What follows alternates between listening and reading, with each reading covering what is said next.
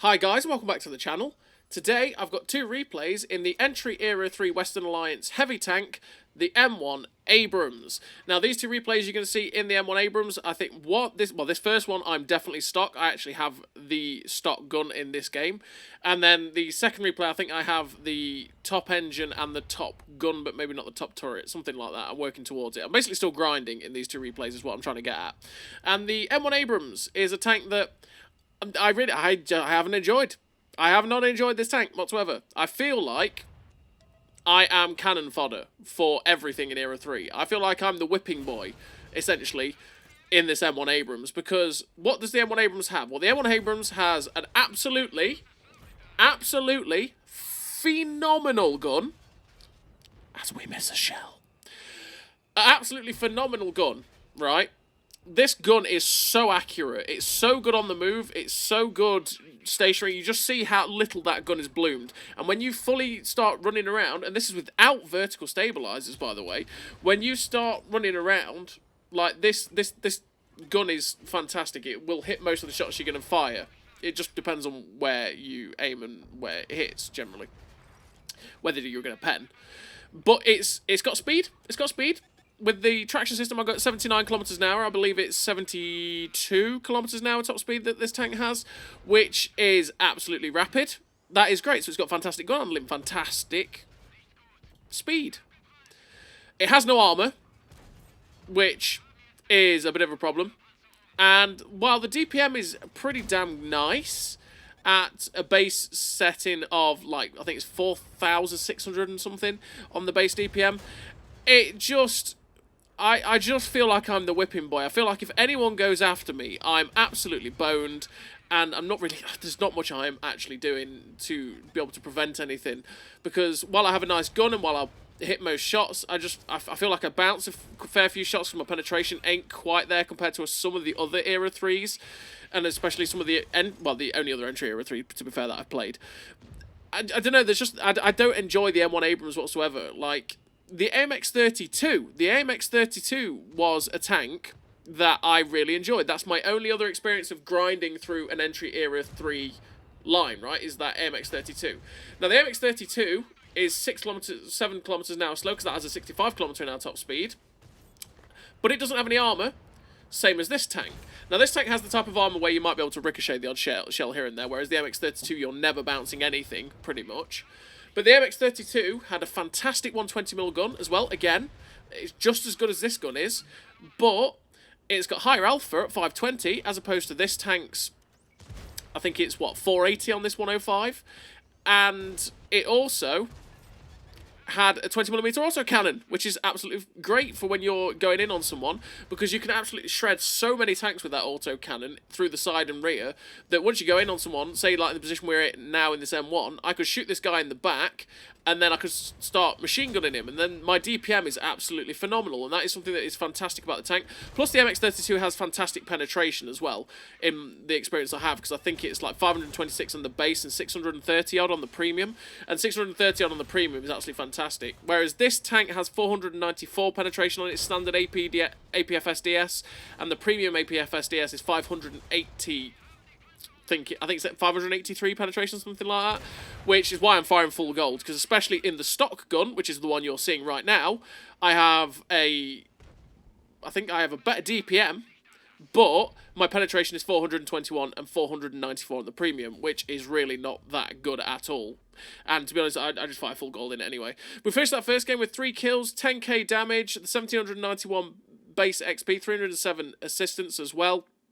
And yeah, I just fire full gold because the penetration is really annoying if you fire 594 pen, and if you fire in 583 pen, which is what this is with the top gun this game, if you fire the 583 pen prem round, you will be able to go through a lot more tanks like in the lower plates and stuff like that, and it just... Because you are the whipping boy, you really have to have every advantage you can get, and the penetration being as that 494 range is just not good enough, realistically, and 583 is still is in the range of being good enough, but still not quite good enough. But it means that you pen a lot more plates though, and it means that you can try and make the most of the pretty good rate of fire you've got and you know, use your mobility to get you into those flanking positions to get the best of the shots off you can get. That was lucky we took that hit from that ATGM there from the Weasel. But yeah, so far I haven't really I haven't enjoyed the M1 Abrams. I've got as far as the M1A1 now. I have the M1A1 bought, but I just haven't played it yet. So what do I run in terms of a crew on the old M1 Abrams? Well, on the M1 Abrams, I run Born Leader, Rapid Reload, Sixth Sense, Steady Aim, Run and Gun, Snapshot, Clutch Braking, Armour Angling, and Track Mechanic. Track Mechanic because you do get tracked a fair amount in this tank, so I want to be able to get my tracks back on as quickly as possible and make sure that I don't get perma-tracked. Armour Angling because I get penned all the time, so I want to reduce the amount of damage that's coming in. Clutch Braking to make my mobility feel even better. And I take all the gun perks because I don't run vertical stabilizers, and it doesn't hurt to still make your gun even better, even if the gun is already fantastic. So I make sure that all the gun perks are better. But, I mean, realistically, you could probably drop something like Snapshot quite easily and run any of the other tanks, really. Any of the other perks, I should say, really. And in terms of equipment, I run Advanced Loader, vents, and traction system. Traction system to get the top speed up to 79 kilometers an hour. The vents to give me, well, just to maximise the DPM along with the advanced loader. Because like I say, that's really the strength of the tank, is how good the gun is and the DPM. And that's really what you have to maximise to try and make it so that you can at least try to stand up against the other tanks. Because otherwise you really don't, because this tank is just cannon fodder, generally. You just have to get through it to get to the next tank. That's pretty much the M1 Abrams. What can I say? So, in this second game so far, we are up to nearly 6,000 damage with 1,194 assistance, and we are in a brawl of our life here. We managed to get the Thumper there to miss by using the dead wreck in front of us, and we were just trying to go around to get another shot into the Thumper. But we get a shot into the back of the Leopard, puts him down to a one-shot, and now the Thumper isn't paying attention to us, so we snap a shot into the back of the other Thumper, because there's quite a lot of Thumpers in this game. So these two games were from a wee while ago, which is why there's no medals. And why there's quite a lot of Thumpers, because I think the Thumper was not too long after that, and it's actually just before the Frenchies as well.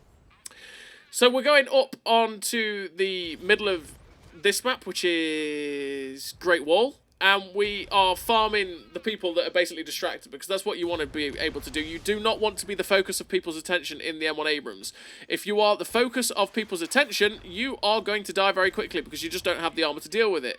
What you want to be is in a position where you're flanked, where you're getting shots into people that aren't looking at you, and you can keep working them over with the good DPM, and you can keep snapping the shots in, because, like I said, the gun is absolutely phenomenal.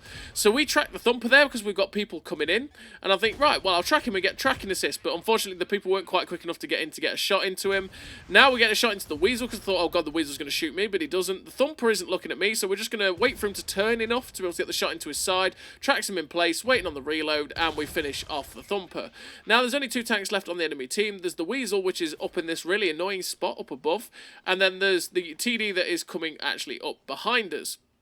So we swivel around to get some shots into the other Weasel, just trying to get the shot in. Unfortunately, we end up just missing the shot. We noticed that the other Weasel was trying to pop over to get a shot, but he doesn't quite give us anything. And I decided, you know what, okay, I'm probably not going to get another shot into the Weasel, so I'm going to run away and try and chase the other one. But I think, oh, you know what, this other Weasel has poked out, right? He's poked out on top of the ridgeline. Maybe he'll give me a free shot, that'd be great. So he ends up getting shut down by our Thumper. The other Weasel will end up getting shut down by our teammates. And we end up finishing the game with a really nice total for an entry era 3 tank. And that is, we finished with the 3 kills, 11,265 damage, 1,194 assistance, the ace tanker, 1,732 base XP. A really nice game for the entry era Western Alliance Abrams tank. So it's the M1 Abrams. I just didn't enjoy it, if I'm honest. I really enjoyed the MX-32 because of the really, really good DPM and then a 20mm auto cannon on top. And I just, the fact is that thing has no armor, sure, but so does this thing really doesn't either. So as always, everybody, thank you very much for watching. I'll see you next time.